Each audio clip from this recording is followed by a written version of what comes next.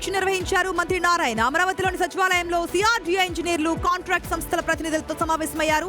Assembly, high court secretariat tower పనులు జరుగుతున్నటువంటి తీరును అధికారులను అడిగి తెలుసుకున్నారు.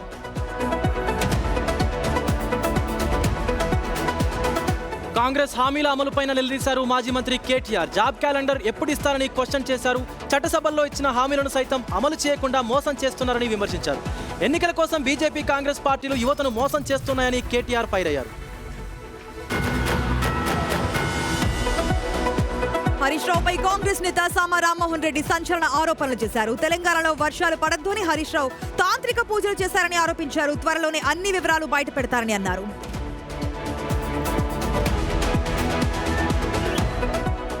అనంతపురం జిల్లా ఉరవకొండలో ఉద్రిక్తత చోటు చేసుకుంది. వైసీపీ ఇన్ఛార్జ్ విశ్వేశ్వరరెడ్డి చేపట్టిన ధర్నాకు హాజరయ్యేందుకు వెళ్లిన మాజీ ఎంపీ గోరంట్ల మాధవ్ను పోలీసులు అరెస్టు చేశారు. మంత్రి పయ్యావుల కేశవ్ భూ అక్రమాలకు పాల్పడ్డారని ఆరోపిస్తూ వైసీపీ నేతలు ధర్నా చేపట్టారు.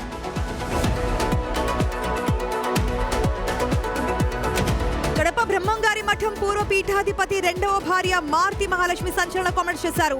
బ్రహ్మంగారి మఠానికి వెంకటాద్రి స్వామి తాత్కాలిక పీఠాధిపతి మాత్రమేనన్నారు. మఠం పాలన సక్రమంగా సాగేందుకు మాత్రమే ఆయన్ని టెంపరీగా నియమించారని అంటున్నారు. సంగారెడ్డి జిల్లా అమీన్పూర్లో 3 కోట్ల రూపాయల చిట్టి డబ్బుతో ఓ మహిళ రాత్రికి రాత్రే బోర్డు తిప్పేసింది. సిరీసా అనే మహిళ బట్టల వ్యాపారం చేస్తూ అందరితో పరిచయం పెంచుకుంది. ఆ తర్వాత స్థానికులతో చిట్టీలు కట్టించుకుని సడన్ గా ఎస్కేప్ అయిపోయింది. న్యాయం చేయాలంటూ బాధితులు లబోదిబోమంటున్నారు. విద్యార్థులపై పోలీసుల లాఠీచార్జ్ పార్లమెంటును షేక్ చేస్తూనే ఉంది. ఇవాళ కూడా ఉభయ సభల్లో విపక్షాలు ఆందోళనకు దిగాయి. విద్యార్థులపై పోలీసుల లాఠీచార్జ్ తో పాటు అయోధ్య రామ మందిర విరాళాల చోరీ అంశంపై హోంమంత్రి అమిత్ షా స్పందించాలని డిమాండ్ చేశారు విపక్ష సభ్యులు. కేరళంలో గత 3 రోజులుగా కురుస్తున్న కుంభవృష్టి వానలు జనజీవనాన్ని అతలకుతలం చేస్తున్నాయి.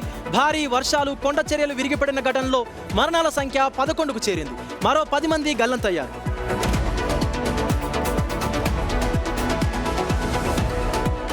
రష్యా నుంచి భారత్ రికార్డ్ స్థాయిలో క్రూడ్ ఆయిల్ కొనుగోలు చేస్తుంది. రోజుకు 2.8 మిలియన్ బ్యారెళ్ల చమురు దిగుమతి అవుతోంది. యుక్రెయిన్ యుద్ధం తర్వాత ఈ స్థాయిలో చమురు అందుతుండడం ఇదే తొలిసారి. గ్లాస్గో వేదికగా జరిగిన కామన్వెల్త్ గేమ్స్ లో ముగిశాయి. ఈసారి క్రీడల్లో భారత ప్లేయర్లు అద్భుత ప్రదర్శన కనబరిచారు.